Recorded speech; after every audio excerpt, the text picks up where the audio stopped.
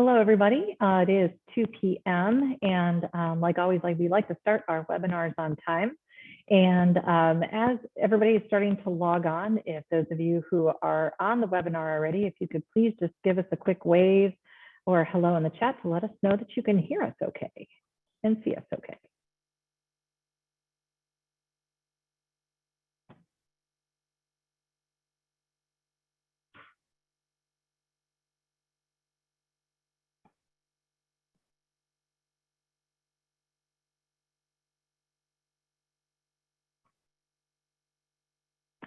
All right, well, great. Thank you for letting us know that. We always want to make sure that we don't get too far into our webinars with nobody being able to see or hear us. So thank you all for coming today. And we're just really happy that you're here for our webinar today, which we're going to be talking about the psychology of giving at year end.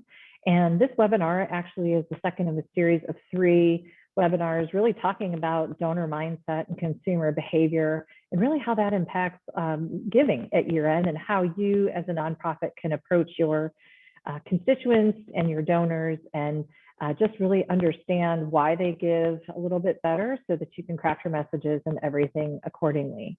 So just a couple of housekeeping items here. First and foremost, I am going to be the only presenter today. So for those of you who are familiar with our .org coffee shop, a lot of times we'll be doing a Q&A, but today I'm going to be doing a presentation. So it's going to be a little bit different format than our normal conversation with another professional. All of you as participants are going to be muted, but that does not mean we are not encouraging questions and interactions during the webinar.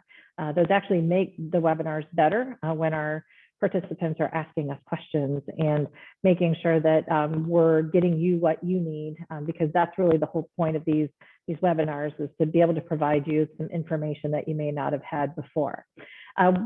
We will answer those questions throughout the webinar, as I mentioned, but also we'll save about 5 to 10 minutes at the end of the webinar so that you can specifically ask questions.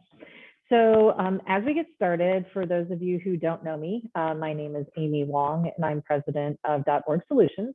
We are a marketing, PR, and fundraising consulting firm that specializes in working with nonprofits.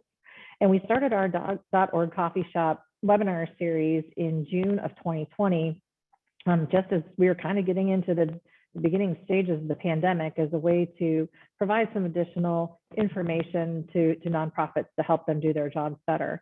Over the last 20-ish months, we have really talked to a lot of great speakers. We've had a lot of great conversations and hopefully brought content to you that you find to be valuable. Coffee Shop is just part of our entire .org Cafe educational series, which really consists of our webinars, our blog, our social media as well, and then also our monthly e-tips and tricks. We don't call it a newsletter because it's not really news. It's really more about information, again, that we find that we want to share with you. So why don't we go ahead and dive into today's topic, which is about the psychology of giving at year end. And so I think it's really important, before we even talk about the psychology itself, is really understanding what does year end giving look like. And so I pulled together some numbers that I thought were very interesting, in that 30 to 31% of all annual giving takes place in December. So I don't think a lot of people realize that that is why it's very important to understand how to get into your donor's mind, to be able to understand why they give at year end, because about 1/3 of the giving actually does take place at that time. And of that 30%, 12% of all giving happens in the last 3 days of the year. And we'll talk about why that happens. There's a couple reasons why that happens, but that is a pretty large number as well. You look at the number of nonprofits that raise almost 50% of their annual funds from their year-end ask, and that's about 28% of those nonprofits that are raising their funds during that time. We often hear about the focus on Giving Tuesday, and while Giving Tuesday is a great way to be able to encourage people to give at year end, it actually really is just a very small portion of the amount of money that is raised during a given year. So Giving Tuesday last year raised a record 2.47 billion, and that is during a pandemic. But that only accounts for 0.8% of all individual giving for the year. And to put that into context, individual giving, now this does not include bequests, this does not include any type of corporate gift or any kind of foundations, was 324.1 billion last year, and that was up 2.2%. So, people are still feeling generous. And so going into this year in particular, we're kind of into our second holiday season in the pandemic. We want to be able to take that into consideration, that people are still feeling generous and still wanting to give to our organization. So when I think about the psychology behind giving, I actually did a lot of research into this and tried to figure out, what are some things that were kind of stuck out at me. And this quote actually I thought was really great. And it came from a story that was a guest column that was written by Brett Steenbarger. And it was in Forbes in 2018. And even though it's 3 years old, I found it to be really interesting. And he wrote about the psychology of giving. And you can read it, but I'll just read it anyway. But when we experience ourselves as givers, we receive a deep and enduring affirmation of our value to others. And when we're talking about psychology, it's really what's going on in our minds. So when we're looking to approach our donors, we also have to put on our hat and think about why we give as well, because oftentimes the same reasons we give are the same reasons that our donors give. Brett Steenbarger is one of several psychologists and professors that actually study the psychology of giving. He's, I believe, at one of the SUNY New York branches and teaching there. So if you want to look up that article, I would say it's a really good one for you to be able to read. So, I could talk all day and, talk about research of, why people give, but I'm kind of curious as to why you give. And I'm not exactly sure why it has that in there, but if you guys could go ahead and put in the chat why you give, because I'm kind of curious as to why all of you make gifts. We'll give you a couple seconds to do that.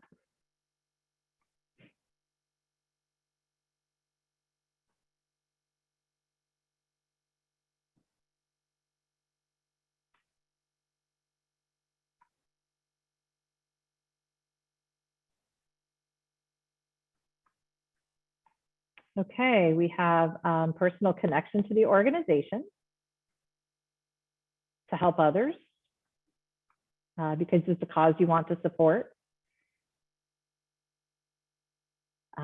Give to organizations that I feel are passionate about their mission.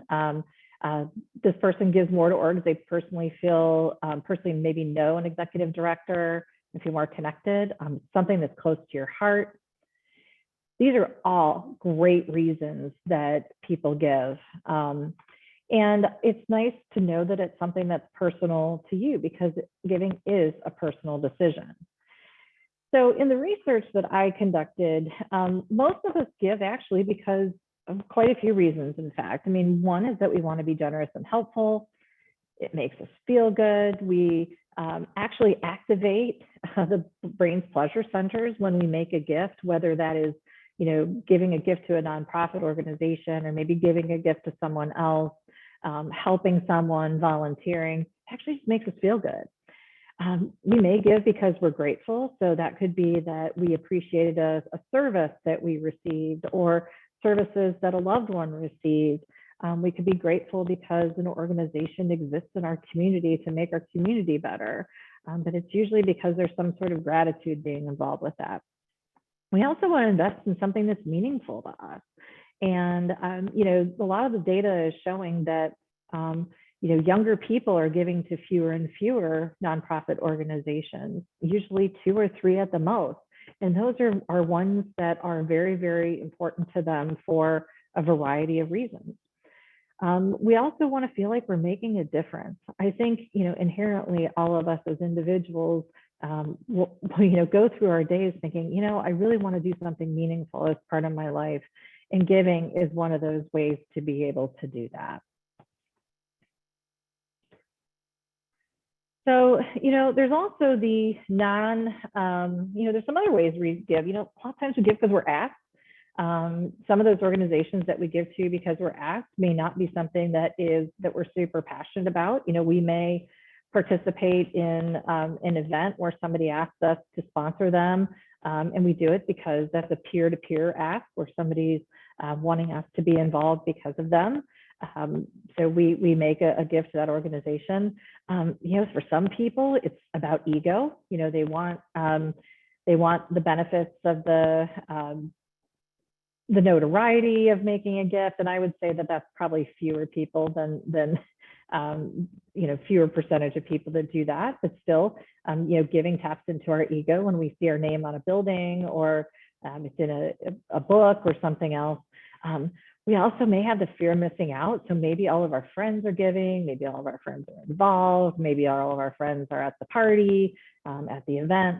And then some people just want a tax deduction, and that is not a bad thing, but it is a thing for some people. And we'll go into that a little bit later as we talk specifically about year end.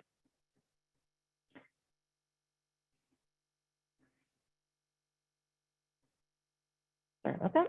Okay, so there are some additional nuances of year end, and that's why we wanted to talk specifically about year-end giving psychology as opposed to the psychology of just giving in general. And so, some of these additional nuances are financial, some are emotional, and some are actually physical. And so when we talk about the financial motivations, there are some people who are actually making charitable gifts, and it may not be the giving part itself, but it might be the amount of the gift is based upon discussions that they're having with their financial advisor. It could be discussions that they're having with their accountants or other trusted advisors that are making sure that they're managing their money in a way that is not necessarily just meeting their philanthropic goals, but is also meeting their personal and their business financial goals.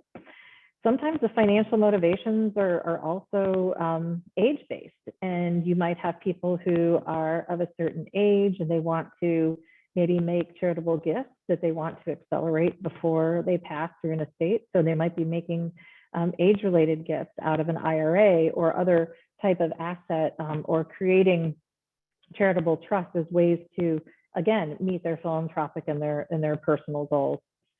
And then, as I said before, there are people who are looking to make gifts because of the deductions that they will receive on their taxes. So those rules have changed.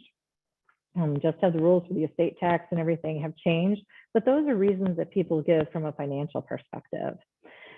People also give, because of how they feel emotionally. Maybe, especially during times like right now, maybe they're feeling more fortunate that maybe they've been able to keep their job. Maybe they feel that there are people who need food or shelter, or there's a nonprofit who may have struggled because of COVID, who needs additional support that has given them something in return. So they're feeling more fortunate.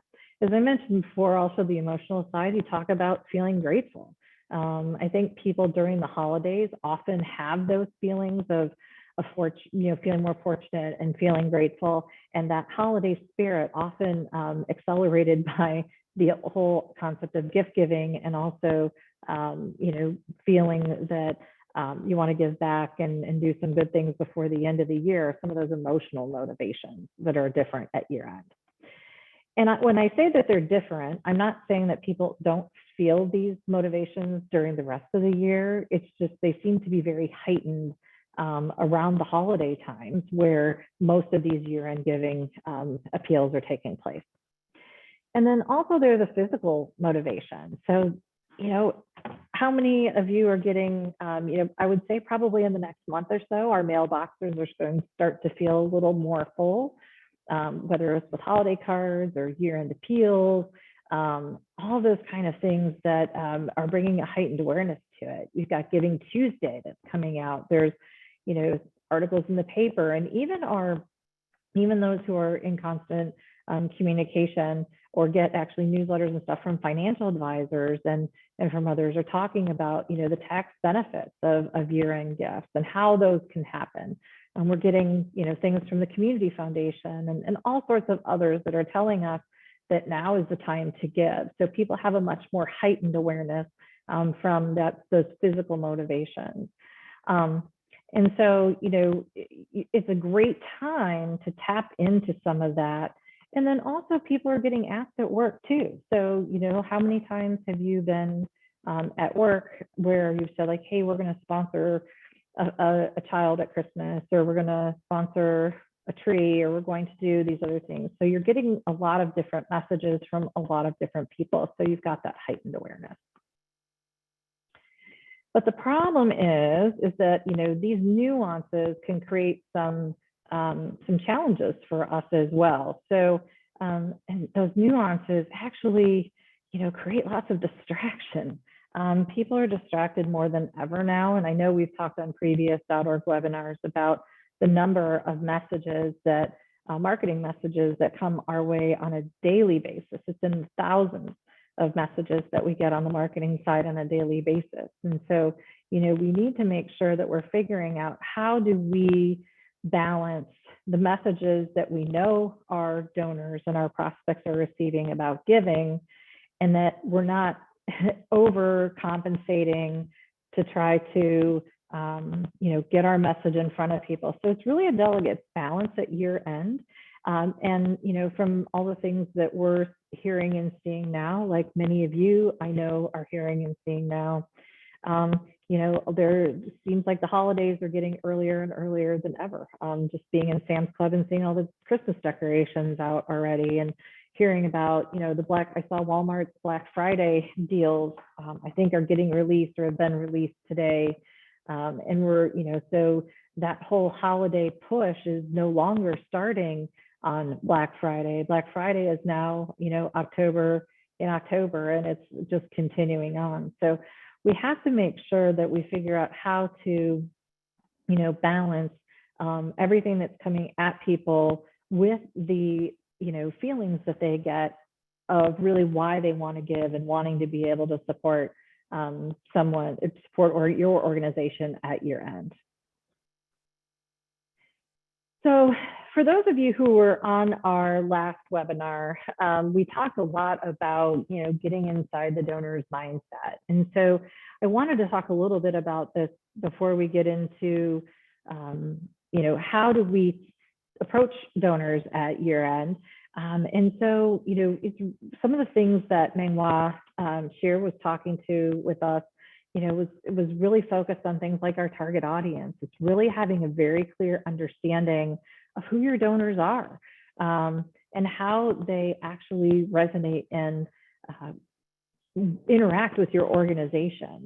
Is your organization one that is where supporters are very accustomed to very personalized attention?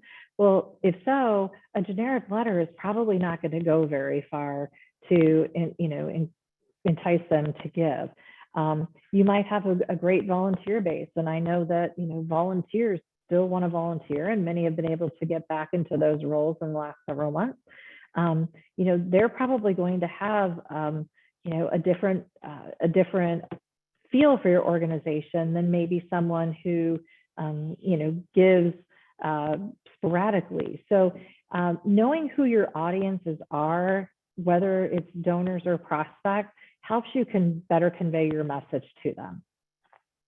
It's also important to understand how the pandemic has affected consumer behavior. And so it's really affected it in quite a few ways. And one is that people are consuming much more information online.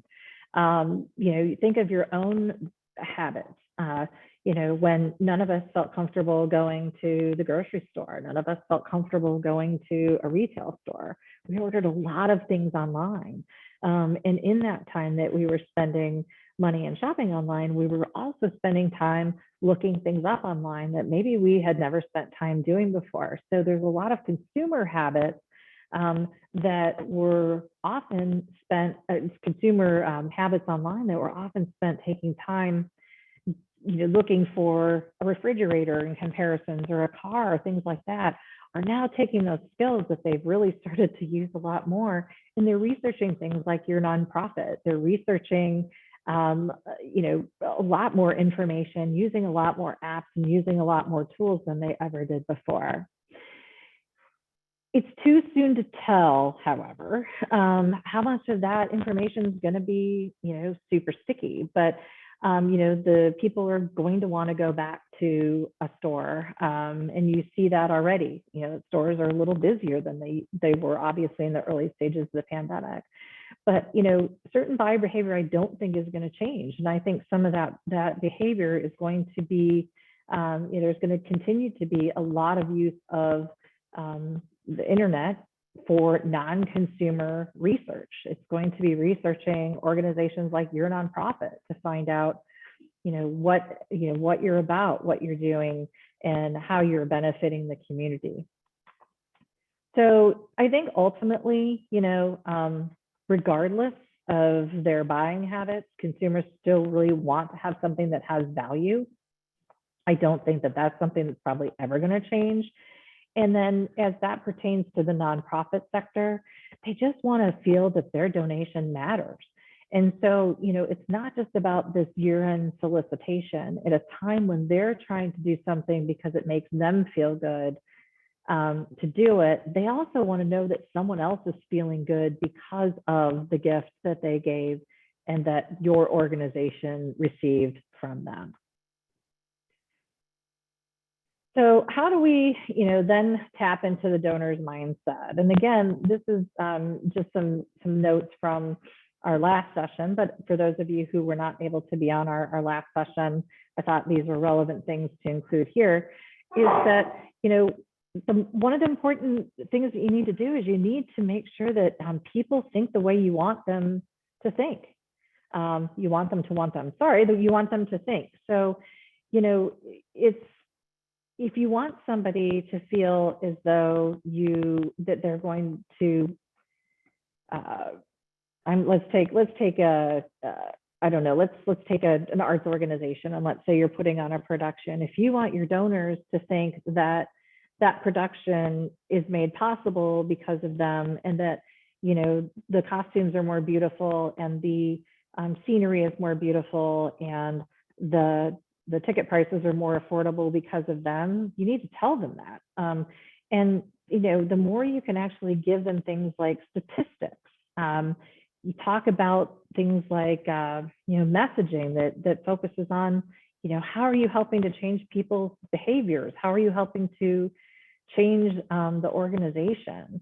How are you helping as a donor able to help the organization solve a problem? So it's getting people to think the way you want them to think that is going to help, you know, help trigger some of those gifts that you may not get otherwise. Also, too, it's good to talk to users or advocates, that people who actually use your services, to get keywords. And those keywords are going to be really important and I'll talk about that in a little bit, but those keywords are going to be really important in crafting your message. But what better way to find out what people think about your organization than the people that support you already? I think a lot of times, as you know, we're putting together our annual appeal letters and we're trying to do all these things, we don't necessarily step back and take the time to think about what a donor may think. And the best way to get into, you know, the donor psychology and understand why they give at year end and why they give to you the way that they do is to ask them and use that information in your appeals. It's also good to, you know, evaluate your data and let your data inform your strategy. And this isn't necessarily a psychology thing for giving at year end, but you know, your data tells a huge story. And I think a lot of times organizations aren't looking at their data in its true form. And that instead of looking at things like, you know, yes, we had 100 donors last year and we had 100 donors this year, and we had 100 donors the year before. The secondary question is are they the same 100 donors, or are 50 of them new each year? And so, you know, it's important to look at, did you lose donors from a certain time period? And if you lost donors, do you have any understanding as to why?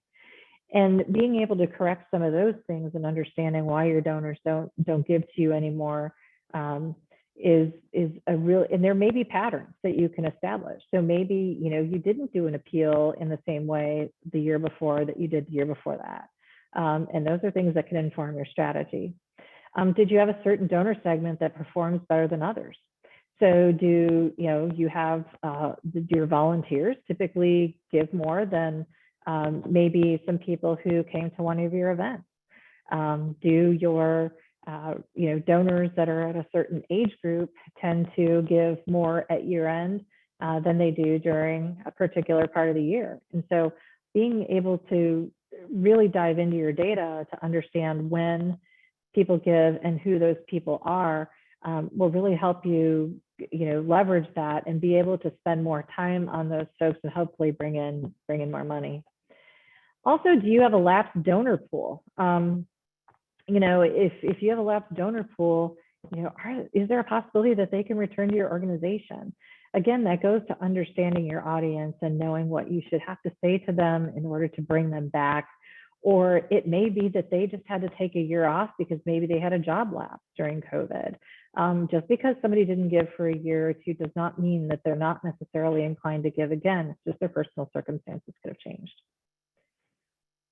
And then also, do you know who your closest friends to the organization are? Do you know how often they give? Do you know how consistently they give? Do you know, the value they give? Do they have other people within their inner circle that give in the same way they do at the same time? So again, the more time you spend with your data, the more you're not just going to understand about the numbers, you're going to understand the types of donors that are going to be able to support you when, and then that's going to inform your strategy. And then also too, I think ultimately, when people feel connected to something, they take action.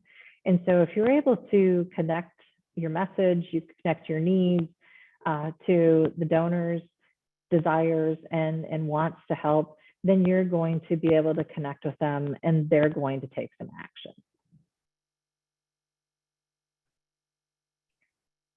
So the next thing that you need to do is in year end. And I think this is not just year end, this is, I think, all the time, but as you're preparing right now for your year end appeals, people are looking for a personal connection. A lot of us have been isolated for very long. We can see through a generic letter, we can see through a generic email, we can see through a generic solicitation. And if people are being very selective about the nonprofits that they support, they want to feel connected in some way. So do everything that you can to make that personal. And I would say a good way to do that, and actually with all these things with your message, read your appeals and letters aloud. Read them to somebody else, and then do another little trick. Insert another nonprofit's name into your appeal. And if that letter reads fine with the other nonprofit's name in it, then you have some work to do because you haven't really adequately connected with the donors that you want to connect with, because it's going to sound like every other appeal that they get in their mailbox. So the goal is to really help your donors feel something. You want them to see your appeal. You want them to read your appeal. You want them to feel something when they get that letter from you, that email from you. They see that social post from you, or they get that phone call from you. You want them to feel something that's going to compel them to give. On anything that you do too, this goes back to the whole, people are very distracted graphic, is that get to the point quickly. It's so hard right now. We're all being inundated with emails. I think I mean, how many emails do you get from XYZ retailer every single day telling you about their sale? And how many emails do we all get from, just work or, personal things, or, the nonprofits that we support? People are getting a lot of email, and they don't spend the time, reading a lot. So the more you can do to make sure that your point is taken, is very, you get there quickly, and you're able to show things visually, the more impactful things are going to be. And, in talking about impact, it's really, you have to really look at value, you have to look at success, And then what is it that you do to really, truly make the community a better place? And that's different for each nonprofit. And I think every nonprofit can ask themselves that question. And again, ask your donors how they feel about that.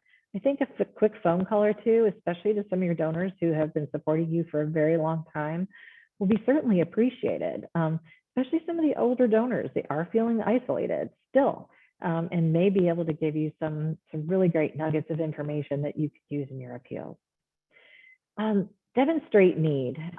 This is something we talk about here when we are, doing appeals for clients. And a lot of times you can demonstrate need without sounding like you're desperate. And I think there's a very delicate balance.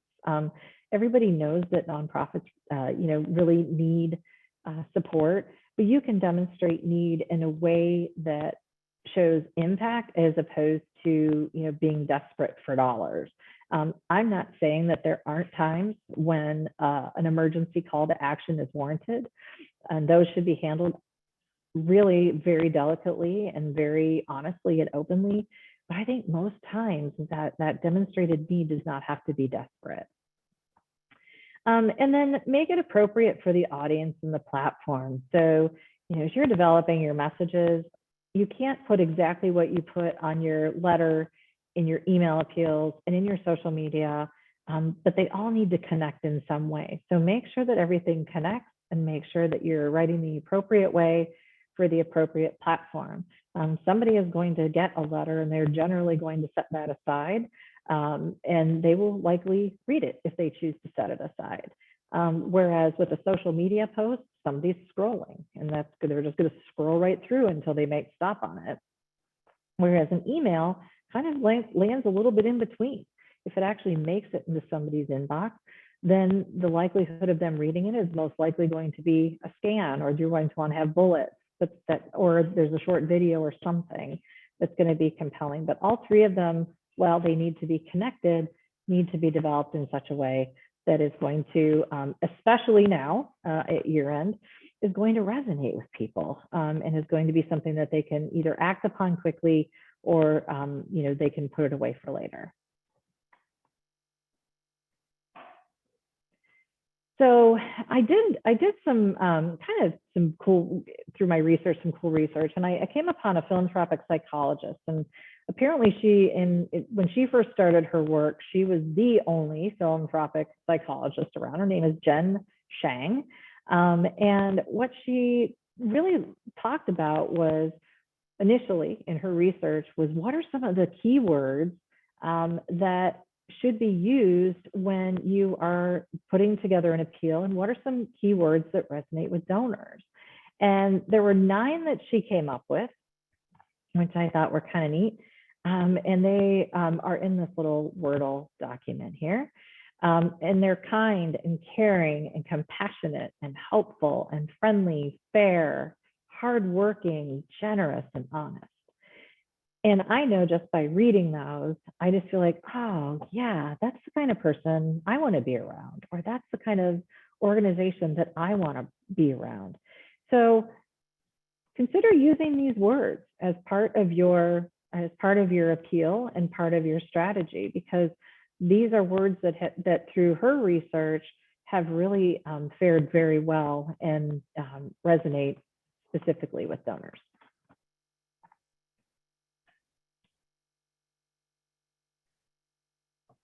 So the next thing, again, I think this goes back to the whole concept of distractions, is that a lot of organizations make it really hard for people to give. And we've done a lot of anecdotal research here at .org on a lot of nonprofit organizations, and it's been amazing to find how difficult it is to find information. So as a corporate entity, we've actually looked at nonprofits who have asked us about sponsorship information over the years. And I can't tell you how many times we actually go to websites and that sponsorship information doesn't exist online. We also are at that point then looking more into the individual giving information, and that doesn't exist online. And we think, wow, you shouldn't have to make it hard for a donor to give, especially in this day and age when People are used to, making purchases on their phone. They're, being accustomed to text to vote for things or give to things. Life is hard enough, and people just don't want to spend the time looking how to make gifts to your organization. So make sure your giving information is updated on your website.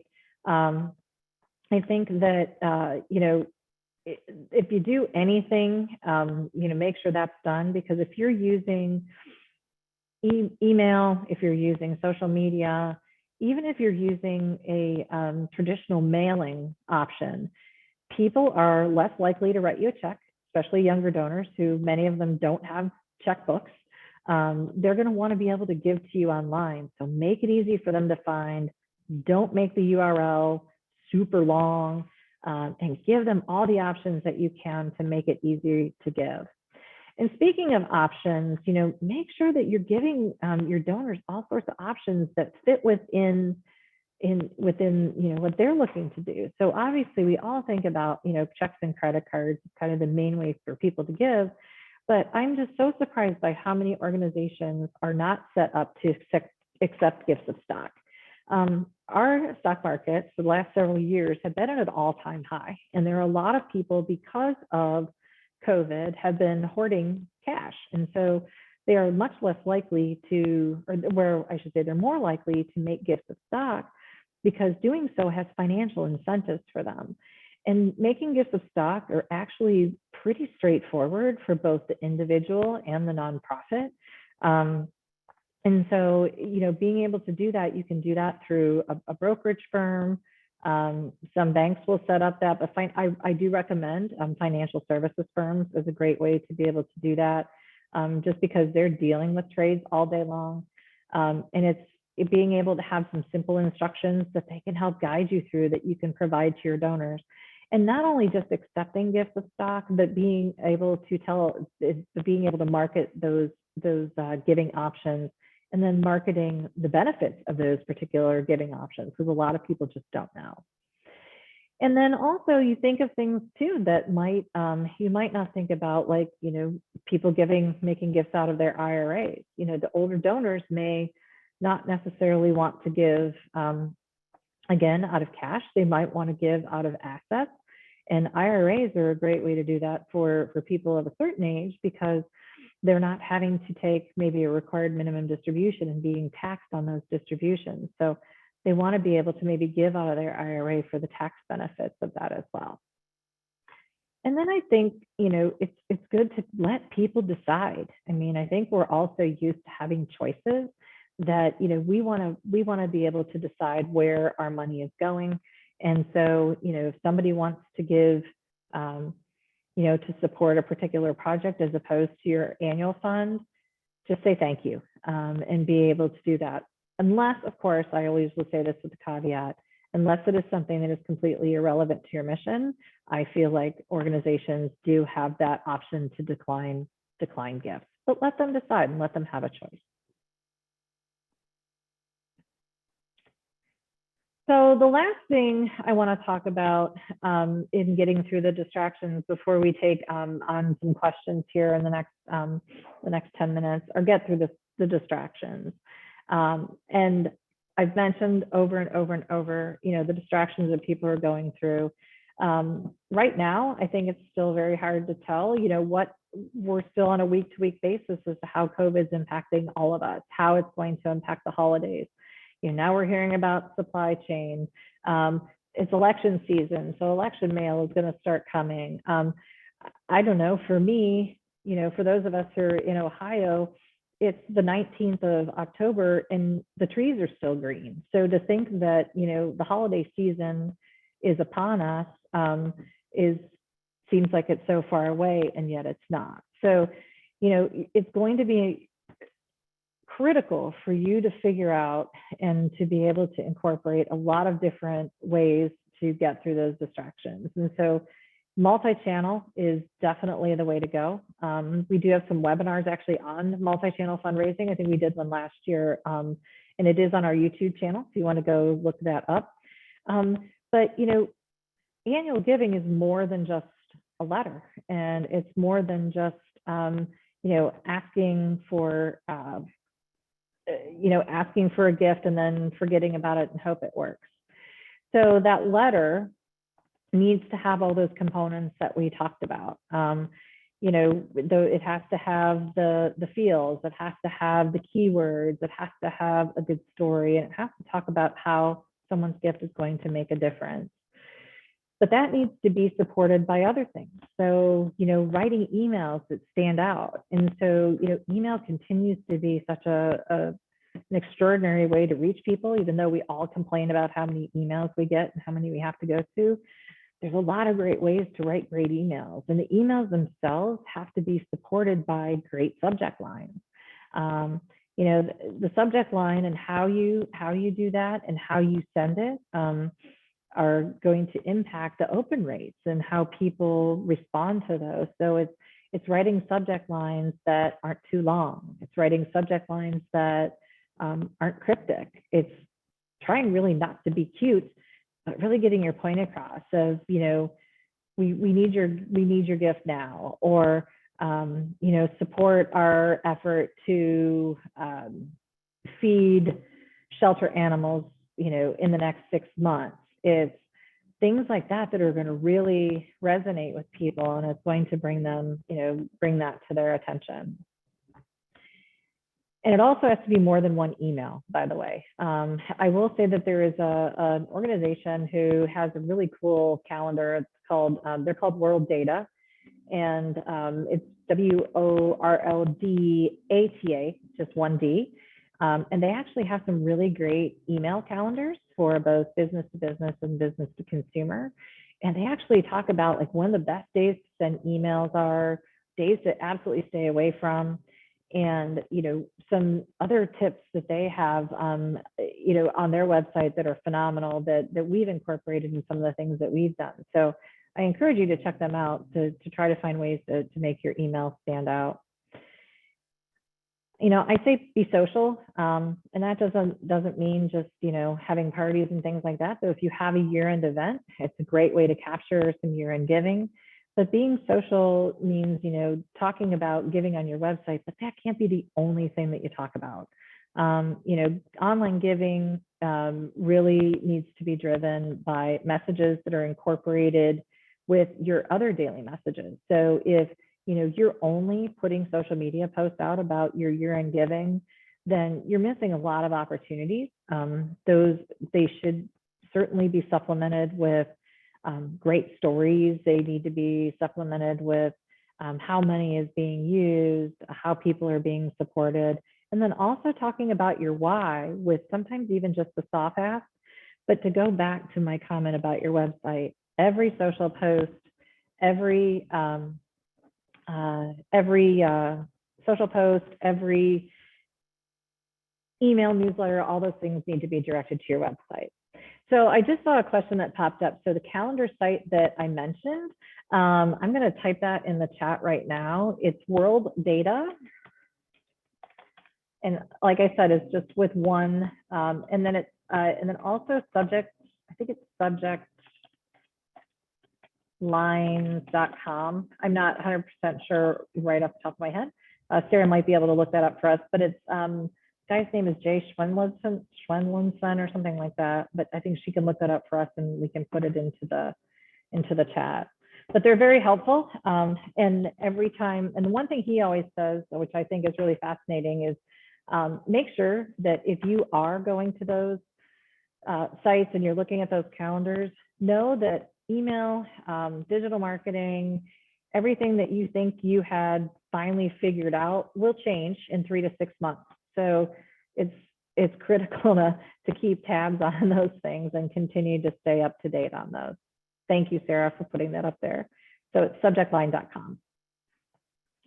And then also too, videos and photos. And I know that some organizations, it's hard to get photos, and people, I think video is very expensive. Yes, certain video is very expensive, and I think it has value. But I think we're in a society right now where we're starting to get a lot more used to videos. You think of TikTok. They're not professionally done videos in most instances. And if they are, people see right through it. And then if you have other things like photos, we all have these really great, handheld cameras right now that are taking phenomenal photos. So, make sure you're telling your story not just through your written word, but also through visuals. And, you can look at, there's best practices for how, you post specific things in specific areas. And I know we have some things on our blogs you could probably look up for, best practices in social media fundraising for the end of the year.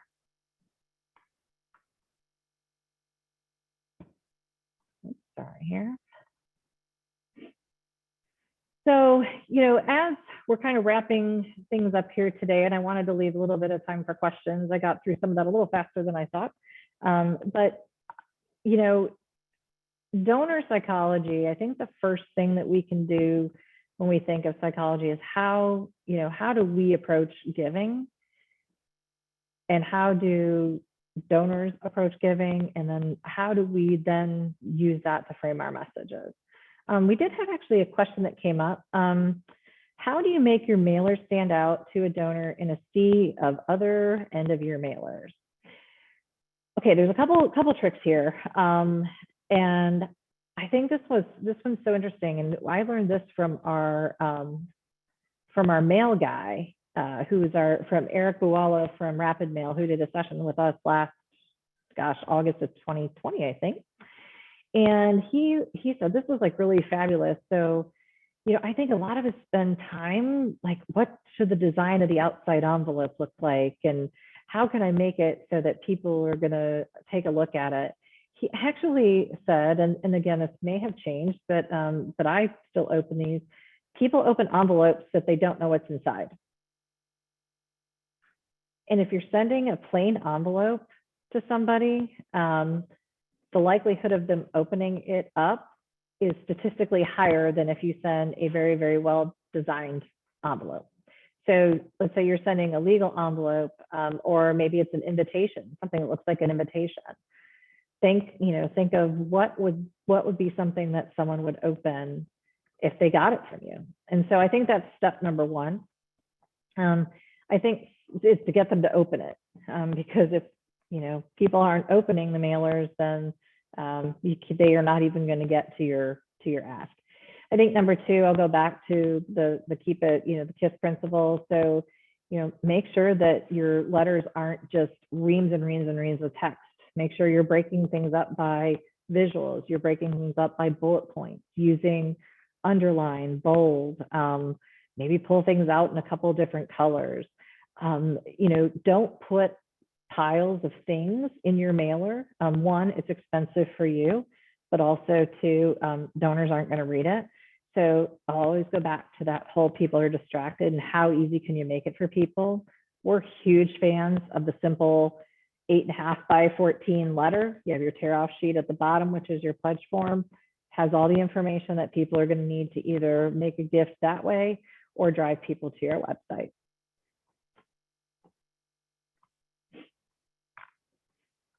So let's see if we have any other questions here.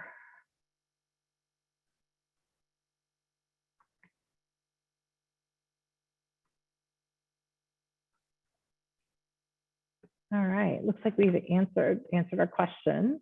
And if you do have questions, specific to what we talked about today, you can always feel free to email us. And as we wrap up things today, maybe if you have a question, feel free to ask that. But we do have one more upcoming coffee shop webinar for the year. So this is going to continue along our buyer behavior theme. And we're going to talk about the influence of culture on buyer behavior. And so this is really understanding how we grew up, or the culture that we're in, whether that is our work culture, our family culture, it's maybe our culture, our ethnic culture, anything like that, how that actually influences the decision that we're buying, how we buy. And so when I say buy, that also means how we make decisions regarding our giving, our volunteering, and other means of support. I think this is a really interesting topic right now. We're actually trying to secure another expert in the field to have this conversation with us. And so I'm really excited to be able to offer this session as well. And it will really fit into, I think, maybe some of your DEI initiatives, if that's something that's important for your organization, and that as well. So again, I'm Amy Wong from .org Solutions, and really appreciate you guys coming to our webinar today. And for those of you who continue to support our efforts to be able to bring some great topics to you and talk about things that we're passionate about here at .org. And we're here also too to help if you're kind of at that point where you're in your year-end appeal planning and need a little bit of help, feel free to give us a call. We'll be here to help you out. So thanks again, and we hope to see you next month.